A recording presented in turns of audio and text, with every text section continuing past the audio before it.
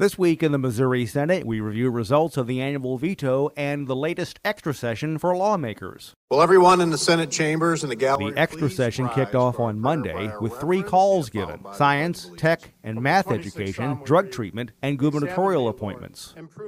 Senator Doug Leibel of Poplar Bluff sponsored Senate Bill 894 during the regular legislative session, which was subsequently vetoed later in the year.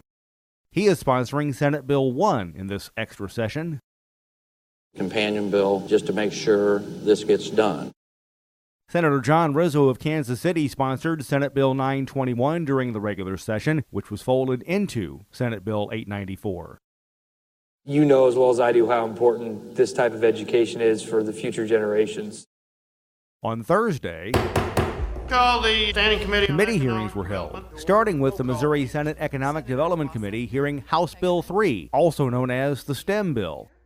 Senator Leibel says it's time to make this happen.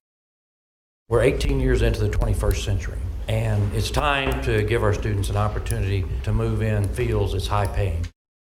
The panel votes 10-0 to send the measure to the full Missouri Senate. We will call this Committee on Judiciary. Then came House Bill 2, which would establish drug treatment courts, as heard in the Missouri Senate Judiciary and Civil and Criminal Jurisprudence Committee.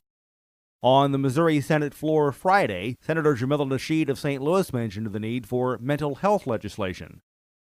If my mother wasn't afraid of the stigma of being mentally ill, she wouldn't have shot herself. She wouldn't have killed herself. I would have a mother here today if there wasn't a stigma. Both measures have been sent to the executive branch. Thank you, Mr. President. To go over some of the annual veto session started and ended on Wednesday afternoon. There was a veto of $45,000. Missouri senators opted against acting on the line item vetoes in this year's budget.